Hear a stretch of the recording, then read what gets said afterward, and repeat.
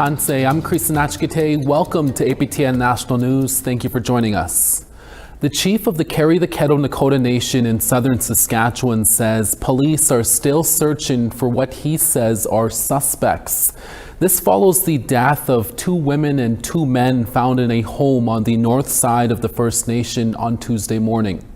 Chief Ashapi also says the File Hills Police Service is currently patrolling the nation to make sure everyone is safe. Saskatchewan RCMP say they are still not able to name the 4 victims as they are still working with the Saskatchewan Coroner Service and the families.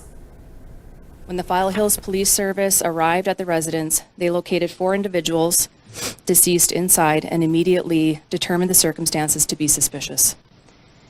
As a result, the Saskatchewan RCMP Major Crimes Branch was contacted to assist and has since taken carriage of the investigation.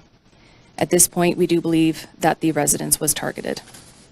Saskatchewan RCMP are still determining whether the Carry the Kettle and Zakame Anishinaabe incidents are related, and if 29-year-old Keegan Panapakisik is involved in the 4 deaths. Panapakisik was arrested by Regina police in the city early Wednesday morning and was the lone suspect named by RCMP. He is alleged to have been part of a firearm incident in Zakame Anishinaabe on Tuesday afternoon, about 4 hours after police found the 4 deceased in CTK. Panapakisik has been charged with 1 count of pointing a firearm and 1 count of possession of a firearm.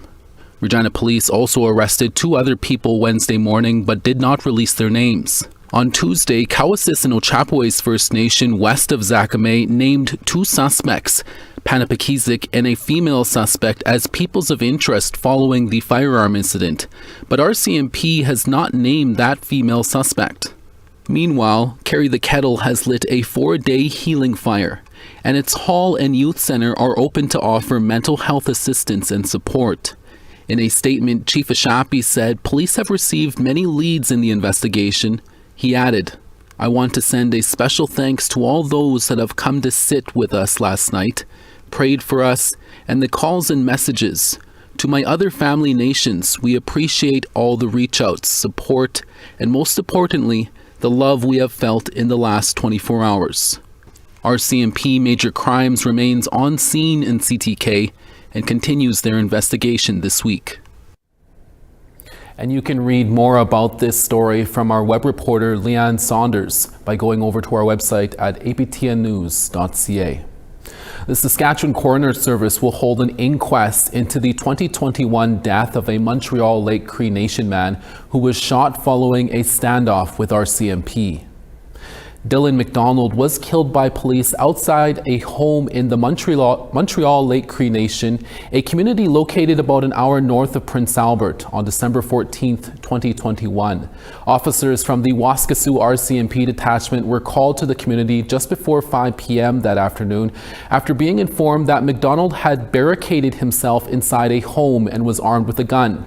According to the Saskatchewan RCMP, the 28-year-old came out of the house carrying a gun, and officers responded by opening fire, gravely wounding McDonald. He died that evening in Prince Albert's Victoria Hospital. In an inquest starting March 3rd in Prince Albert, the coroner will investigate the circumstances of his death at the hands of police. Coroner Robert Kennedy will lead the inquest, who may make recommendations to prevent similar deaths in the future. In the wake of his killing, McDonald's sister Chantel McDonald described her brother as, quote, "a loving father who was misunderstood by the system if they gave him a chance and helped him instead of killing him," she told CTV News in 2021. We are learning more about why 80 educational assistants in Saskatoon are about to lose their jobs. The Saskatoon Public School Division says it's because they didn't get federal funding to keep those positions. But as CTV's Laura Woodward reports, other school divisions are dealing with the same issue. About 80 temporary educational assistants in Saskatoon are losing their contracts after the public school division says it did not receive federal funding to cover the positions. The public school division applied for a federal grant under Jordan's Principle, designed to fill gaps that First Nations children may experience in government services. It's been receiving money from Jordan's Principle for the past 6 years and expected this year would be the same.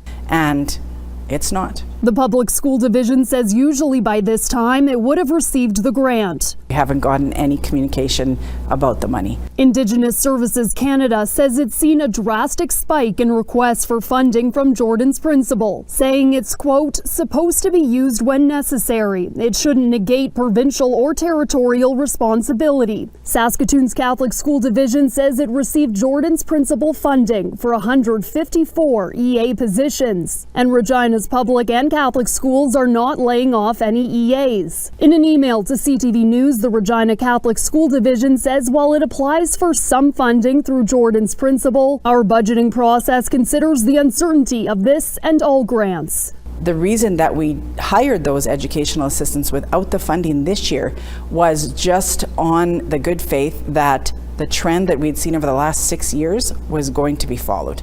The Saskatchewan Teachers Federation says schools should be adequately funded by the province and should not have to rely on federal grants. We shouldn't be looking at grants or say charitable foundations to subsidize what is a responsibility of the provincial government. CTV News reached out to the Ministry of Education but did not hear back by deadline. The Saskatoon Public School Division says EAs are crucial for kids with complex needs, and without these 80 positions, schools will have to triage resources to help students needing the most support.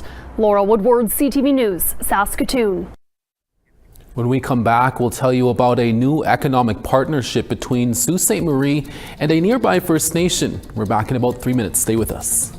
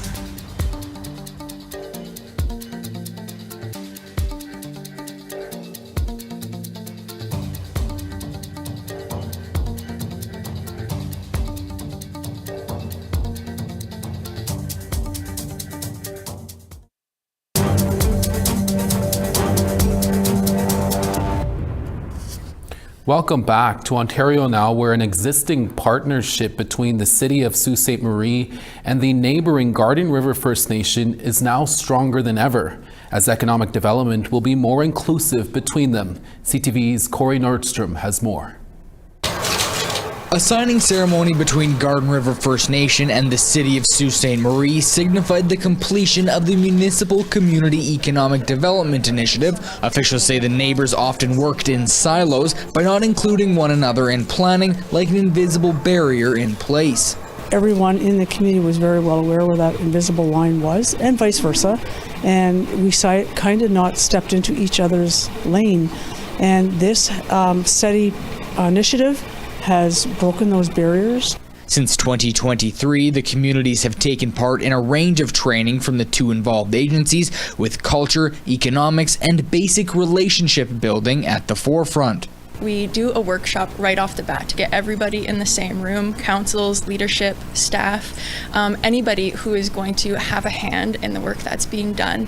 And this is a 3-year program. So over the course of these 3 years, they start with relationship building, getting acquainted with the histories and realities, the jurisdiction, all of those kinds of things of their partner community. We've had nearly 500 applications across Canada, and the impact that we're seeing is tremendous. Not only social impact, but thriving economies that are being built together based on win-win partnerships. The initiative also comes with a $45,000 grant that the partners have used to study a joint transit initiative.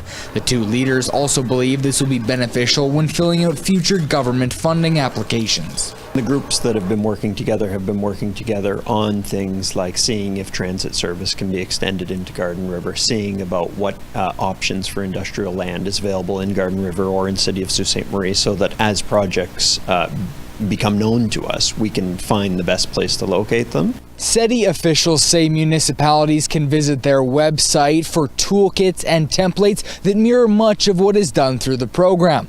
Sioux leadership have already begun reaching out to their other First Nations neighbor in Batchewana to build stronger relationships. Corey Nordstrom, CTV News, Sault Ste. Marie. The government of Manitoba has recently made an announcement for a new Indigenous-led safe consumption site in Winnipeg. However, they are still in talks about where the location will be. Tyler Shingus has more on that. As consultations continue about where to put a safe consumption site, some residents in the neighborhood where governments and organizations want to put it say their feelings are not being heard.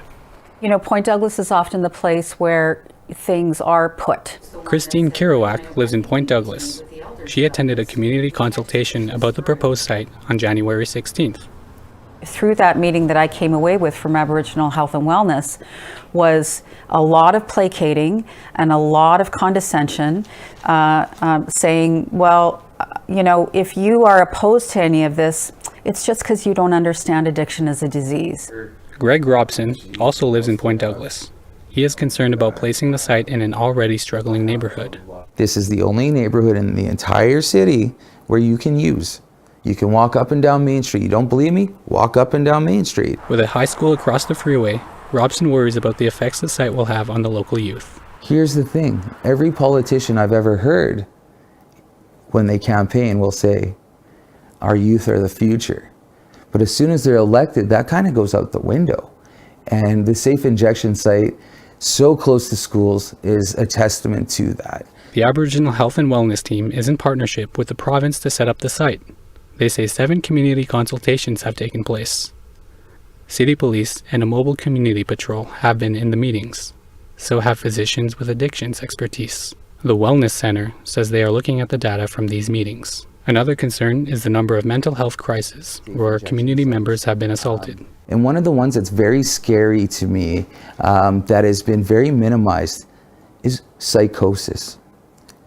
Psychosis, and how dangerous it can be to the individual who is experiencing psychosis and to the community and surrounding members of our community. When asked about what can be done to help ease these concerns, Robson spoke about the lack of readily available traditional healing. You know, when we look at the different temples and religious places that are here across Manitoba, but specifically to Winnipeg, You know, it's really unfortunate that we don't have a designated area in Winnipeg for Aboriginal peoples to have spiritual practices. There is no final decision on where the safe injection site is going to go. At the end of the day, you know, what it really comes down to is our community's well-being. APTN reached out for comment from the MLA for Point Douglas, Bernadette Smith, who is the Minister for Housing, Addictions and Homelessness. In a statement that a ministerial spokesperson wrote, 200 Disraeli Freeway is located where there are higher rates of homelessness and substance use, and first responders report a need near the proposed site. The plan is to increase access to supports such as healthcare, addiction services, and mental health supports. Tyler Shingus, APTN National News, Winnipeg. A Montreal and Nunavik-based Inuit women's group is taking the issue of domestic violence into their own hands. As APTN Savannah Craig reports, Saturovit Inuit Women's Association of Nunavik is teaching Inuit women in and outside of Nunavik how to react to intimate partner violence through self-defense. The best weapons that you have as a woman are your hands, and especially your nails. And those are lethal. This Inuit women's group is teaching women how to protect themselves through self-defense.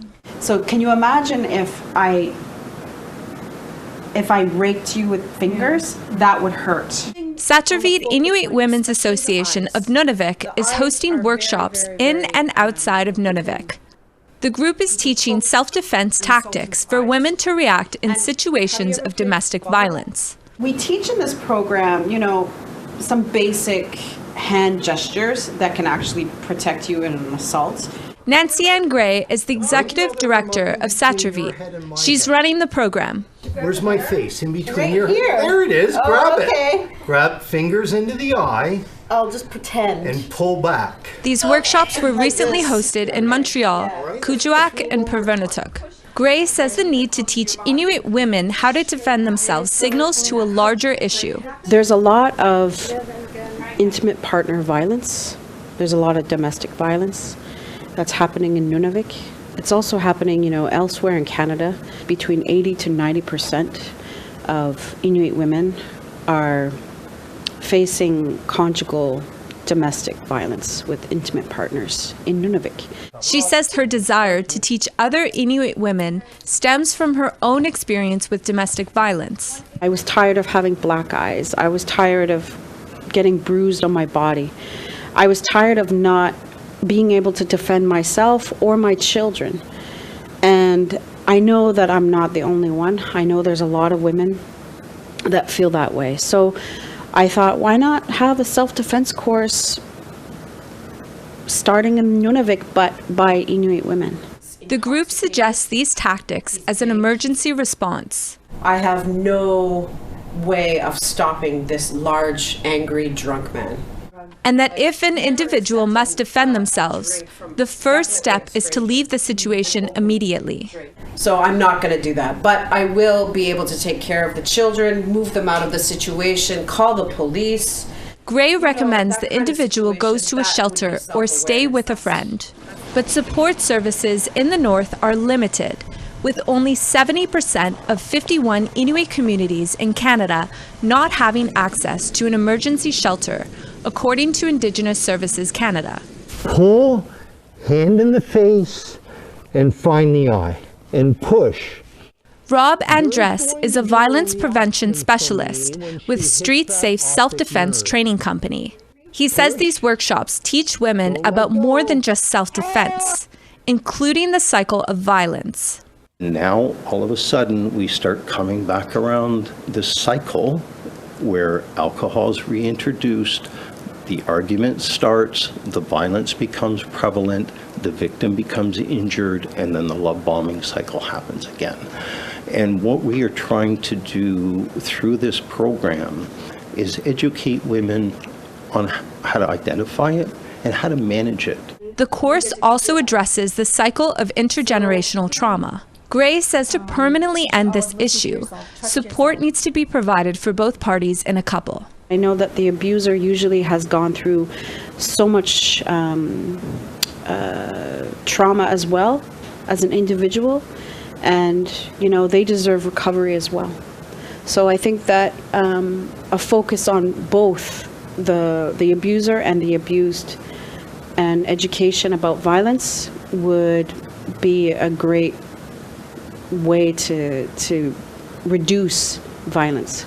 Sattervik will continue to offer these classes to Inuit women outside of Montreal. So we're planning to do this every 5 weeks in various communities on the Ungava side, on the Hudson Strait, and on the Hudson coast of Nunavik. So we teach women to push up on the chin. Savannah Craig, APTN National News, Montreal. And what we do is... Thank you, Savannah. It's Thursday, and that means we have our Fraser Needham to tell us what's ahead on tonight's Nation to Nation. Fraser? Coming up after the evening news, the federal government and First Nations child advocacy groups continue to battle it out over the application of Jordan's principal requests. Cindy Blackstock of the First Nations Child and Family Caring Society is here to talk about the latest. Meanwhile, funding for the Inuit Child First initiative is set to expire in a matter of weeks.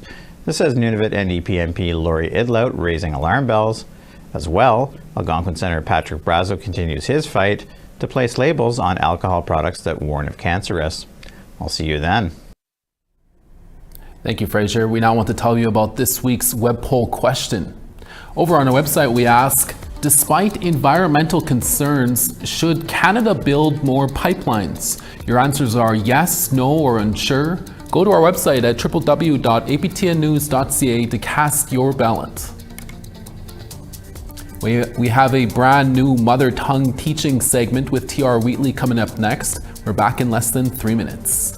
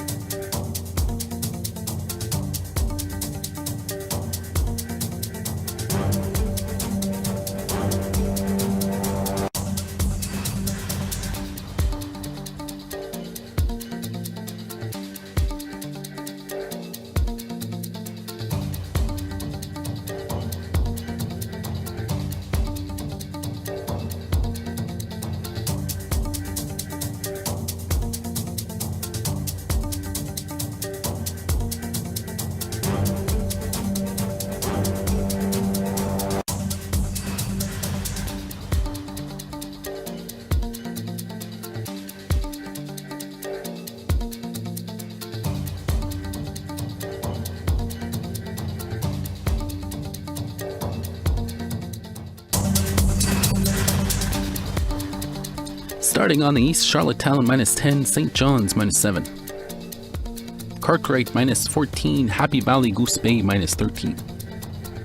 Montreal -13, Quebec City -14. Sarnia -4, the Sun in London at -2. -13 in Sioux Lookout, Wawa -5. Churchill -14, Thompson -15. -15 in Gimli, Winnipeg, same temperature. Regina minus 18, Saskatoon minus 19. Meadow Lake minus 17, La Ronge minus 14. Partly cloudy and high level at minus 18, Peace River minus 16. Minus 11 in Calgary, Red Deer minus 11. Minus 12 in Kamloops, Campbell River 0. Minus 18 in Fort Nelson, Smithers minus 13. Minus 24 in Watson Lake, Old Crow minus 17. Minus 24 in Yellowknife, Fort Simpson minus 17. Minus 26 in Nunavut, Colville Lake minus 28. Arviat minus 22, Whale Cove minus 24. And Clyde River minus 33, Resolute minus 21. Our noon show's been bringing you a knowledge carrier each day this month for I Love to Read Month. Mother Tongue Teachings takes you to the root of Indigenous languages with a quick lesson or phrase of the day. Today, T.R. Wheatley introduces you to Heather Lambert, a Michif language speaker who's a teacher in Winnipeg's core. She shares a pastime tradition of Métis families living in St. Laurent, Manitoba.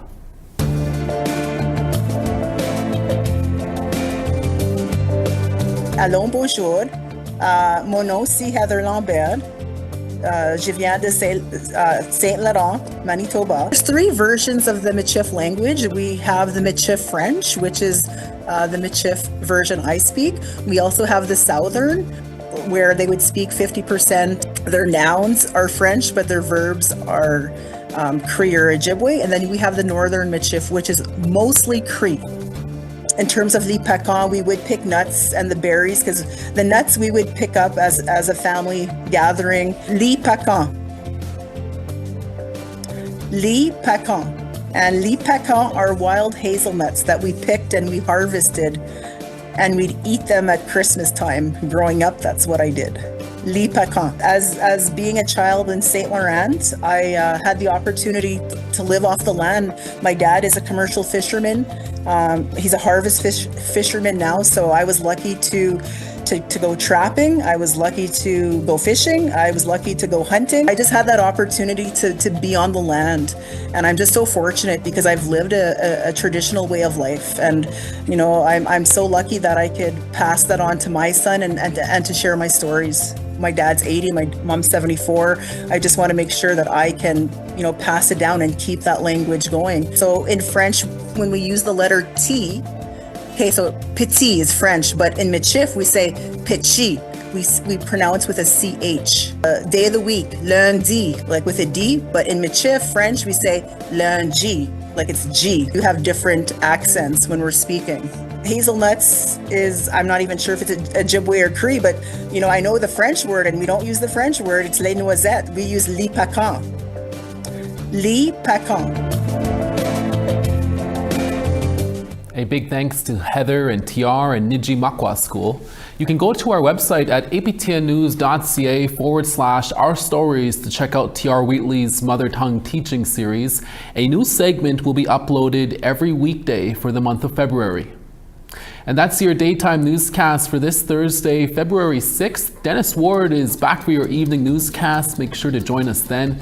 From all of our reporting staff from across the country, Kwana, Masicho, Megwech, thank you for watching, and we'll see you again. Ekse.